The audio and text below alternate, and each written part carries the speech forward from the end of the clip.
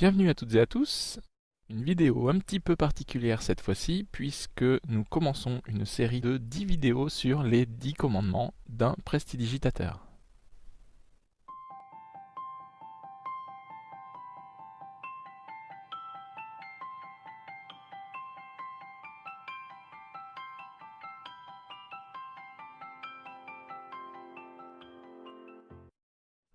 Premier commandement, tes secrets jamais tu ne dévoileras.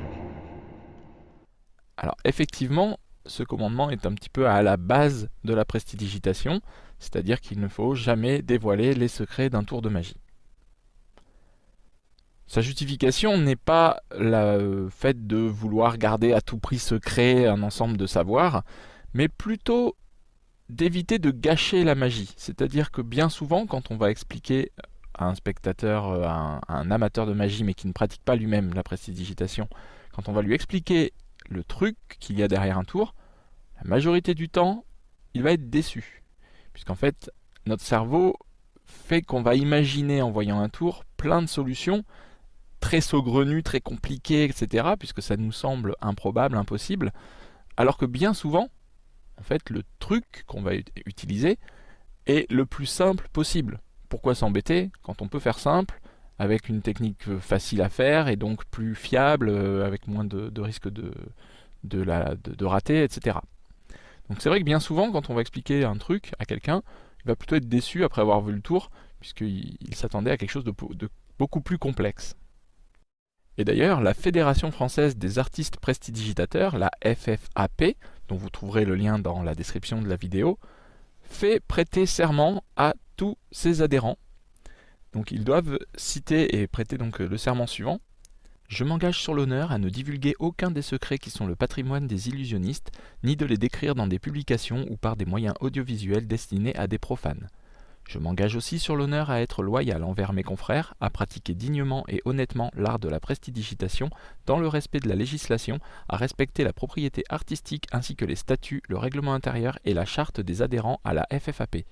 Je m'engage à m'efforcer de porter au plus haut niveau le prestige de l'art magique. Comment réagir maintenant quand un spectateur vous demande de lui expliquer un tour? Bien sûr, il ne faut pas lui expliquer, il ne faut pas lui décrire le truc, car tout simplement ça va gâcher le tour. La première réaction que vous pouvez avoir, la première réponse que vous pouvez lui apporter, c'est une réponse franche, sans mentir. Vous pouvez simplement lui dire que, bien sûr, il y a un truc, il y a des techniques, que vous avez beaucoup travaillé, que vous êtes beaucoup entraîné.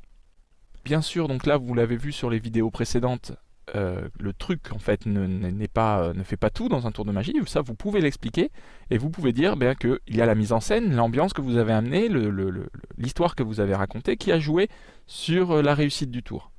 Et surtout, vous pouvez également ajouter que le tour a fonctionné grâce à la participation du public. Ça peut être intéressant de les amener dans l'action du tour et dans sa réussite. Notamment, si vous avez fait participer un spectateur, qu'il a dû prendre une carte, etc.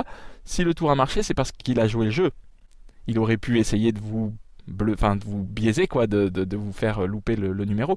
Au contraire, il a tout à fait respecté ce que vous lui avez dit, il a joué le jeu.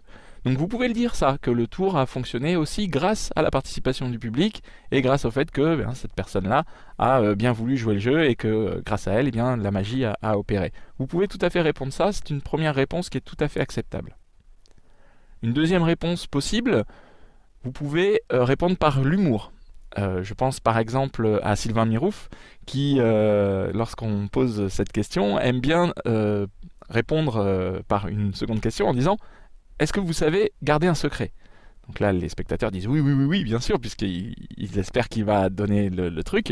Et il répond « Eh bien, moi aussi, je sais garder un secret. » Ça, c'est assez intelligent, je trouve, comme réponse, parce que ça coupe court à la demande, directement, hein, ça arrête toute demande, mais gentiment. C'est-à-dire qu'on ne prend pas les gens de haut, on ne les rabaisse pas, quoi, et c'est plutôt bien parce que ça leur fait comprendre que oui, effectivement, il y a un truc, je pourrais vous l'expliquer, mais je ne l'expliquerai pas parce que il faut que je garde ce truc secret. Et c'est le jeu, en fait. Et de le dire sous cette forme-là, un peu avec de l'humour, ça passe bien, les gens rigolent et finalement acceptent que qu'on ne divulgue pas le truc. Une dernière possibilité, c'est de répondre par exemple, oh là là, ce tour-là, non mais c'est rien du tout, attendez, vous allez voir ce que je vais vous montrer après, par exemple, et là, vous enchaînez sur un tour différent.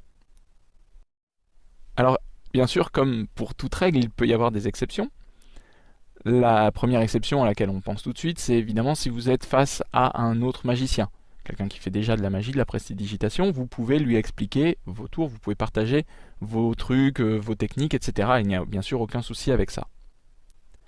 La deuxième exception que je vois, qui est assez importante, c'est si vous êtes face à quelqu'un qui est susceptible de vouloir faire de la magie. Si vous voyez qu'il est vraiment intéressé pour apprendre des trucs pour pratiquer, dans ce cas-là, n'hésitez pas à lui montrer des tours simples, bien sûr, pas des tours trop compliqués, hein, il apprendra progressivement comme tout le monde, mais par exemple si c'est un enfant, ou si c'est un adulte mais que vous voyez qu'il est, il est vraiment intéressé par ça, etc., eh bien n'hésitez pas à lui montrer quelques tours. Des tours simples, encore une fois, des trucs pas compliqués, mais des tours automatiques, ou bien des tours de cartes faciles à faire, ça peut être intéressant. Il ne faut pas oublier que si personne ne devait divulguer de trucs, la magie se serait étouffée elle-même.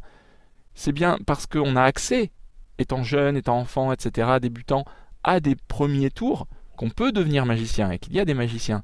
Tout le monde a appris à un moment donné parce qu'il a eu accès à une boîte de magie, un livre ou une vidéo, etc., qui a expliqué des choses. Par contre, bien sûr, il est important de ne pas dévoiler de trucs professionnels.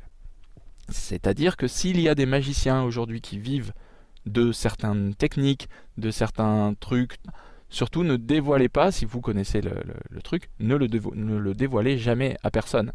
Parce que ces gens en vivent, c'est leur métier. Donc là, vous allez leur couper l'herbe sous le pied, et là, ce n'est vraiment pas bien.